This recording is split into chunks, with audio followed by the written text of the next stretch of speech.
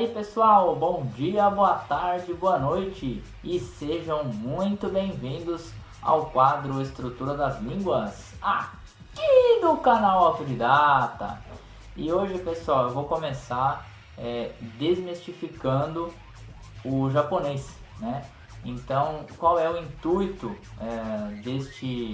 dessa nova playlist, deste quadro, né?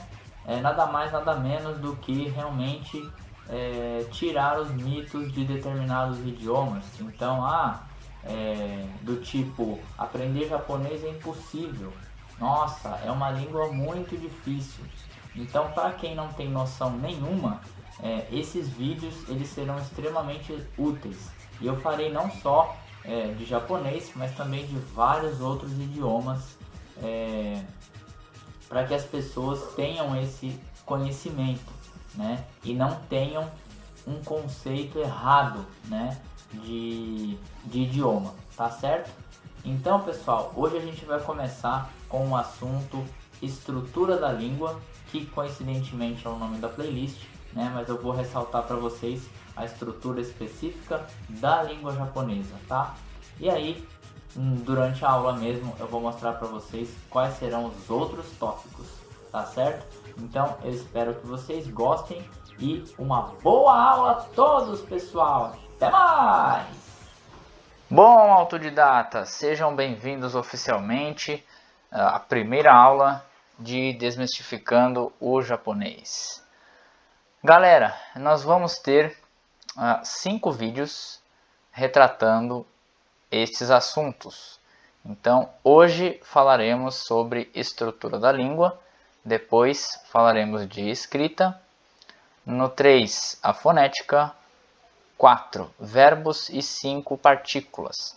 Então, tudo isso aqui eu acho necessário que vocês saibam, né? Porque para uma pessoa leiga, todos esses assuntos aqui são extremamente importantes. Então, não faço a mínima ideia de como que é o japonês, né? Em questão de ordem de frase, de pronúncia, de detalhes gramaticais, né?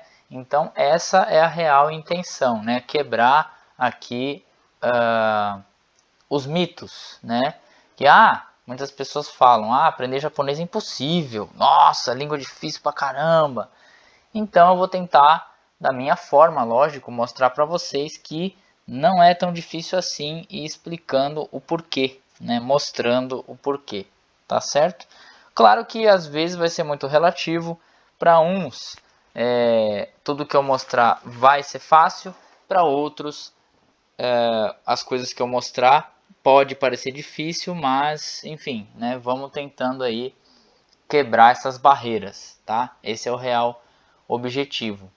E também para você poder conversar com alguém a respeito. Às vezes, você conhece japonês?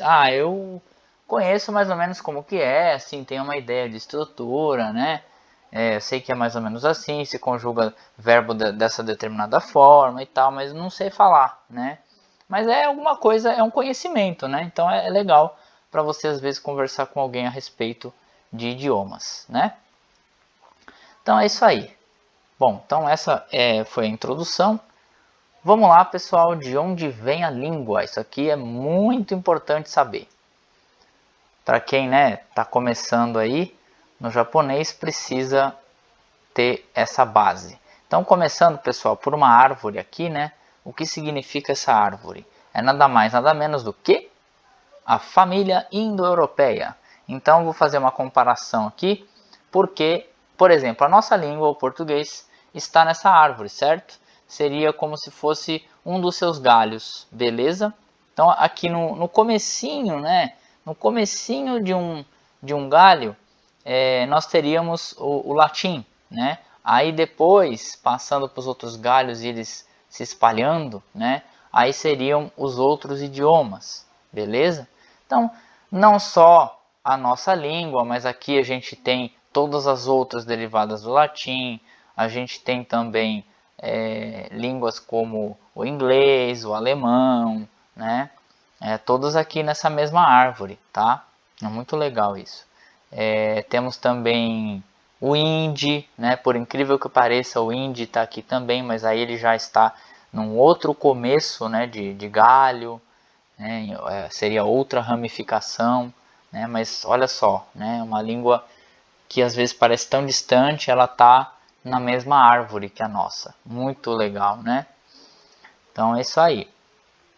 Aí nós temos essa segunda árvore que eu escolhi representar a família urálica. E o que é, né, essa família urálica? Que idiomas estão aqui?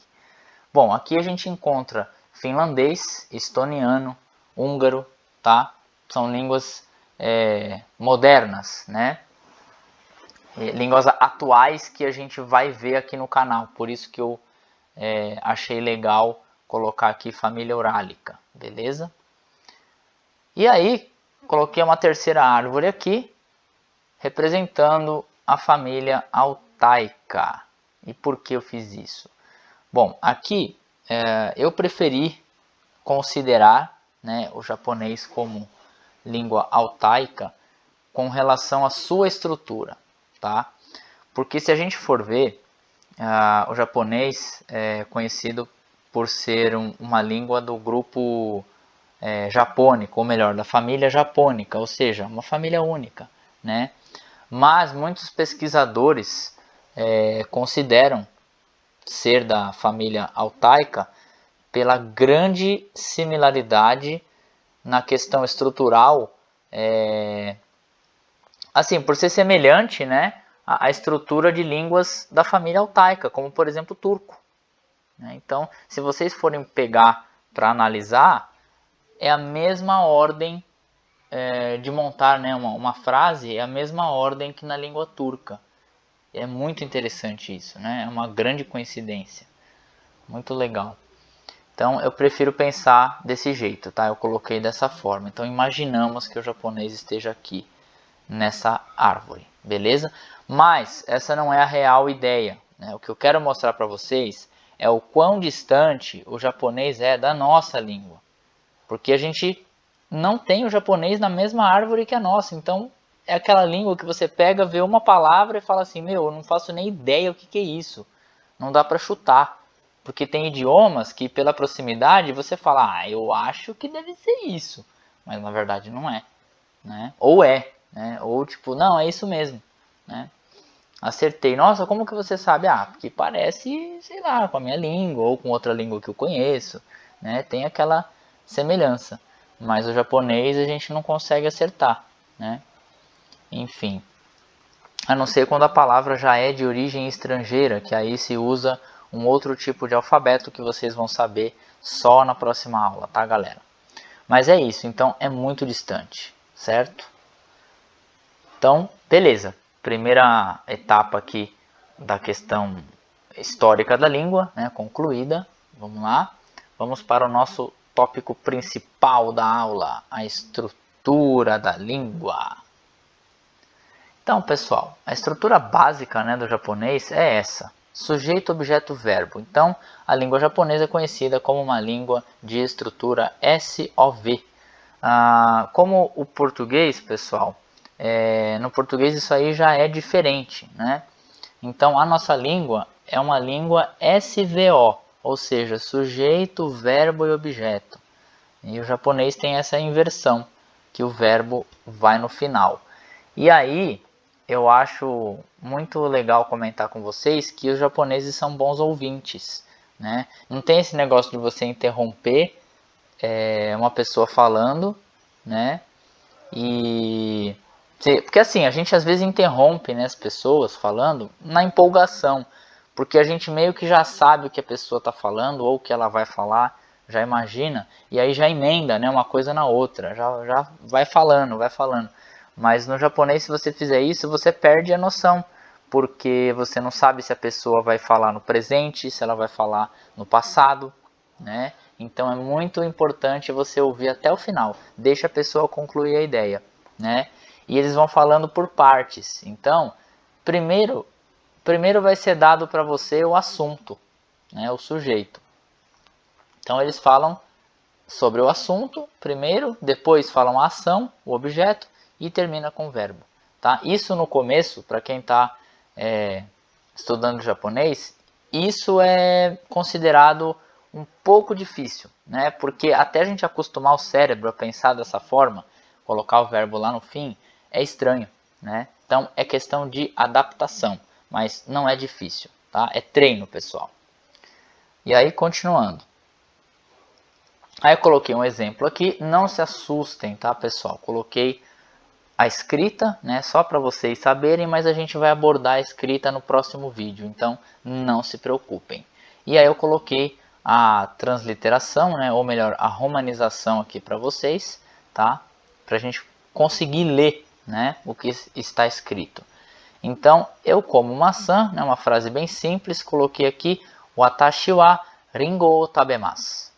Watashi wa ringo o tabemasu. E aí a gente vai começar a desmembrar essa frase, né? Eu vou explicar para vocês o que é cada pedacinho dela, para vocês entenderem a questão estrutural, né? A gente vai ter que fazer análise sintática, tá, pessoal?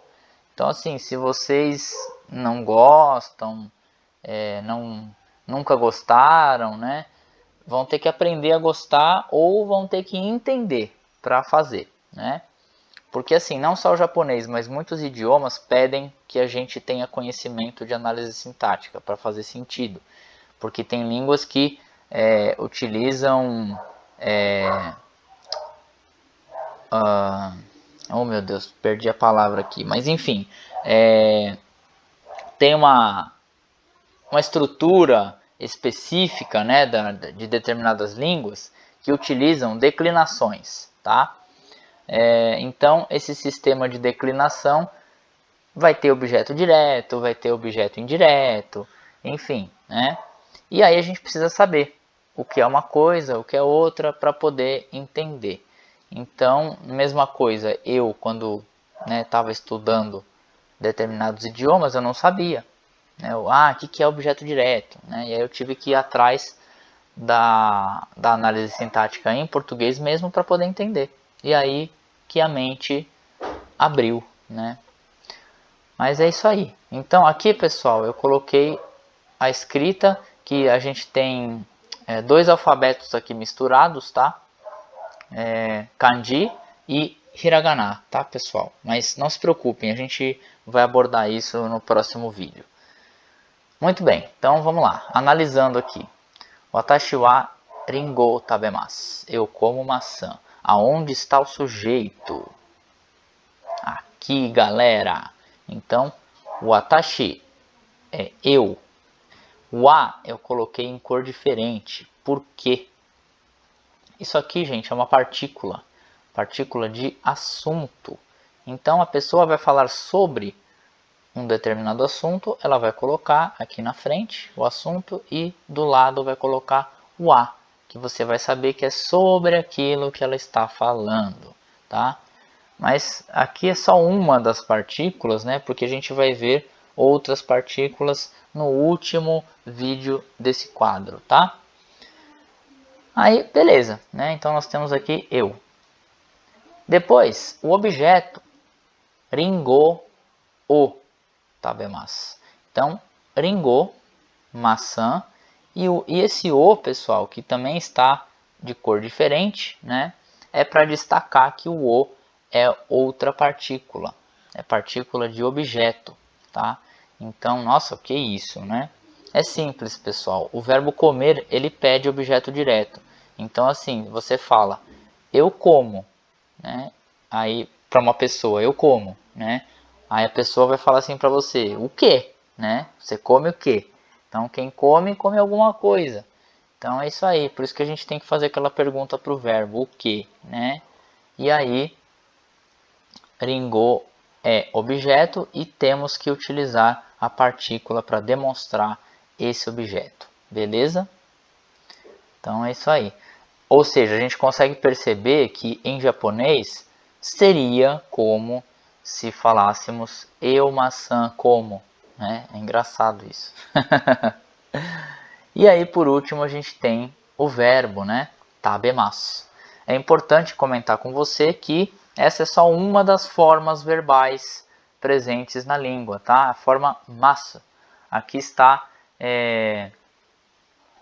formal, né?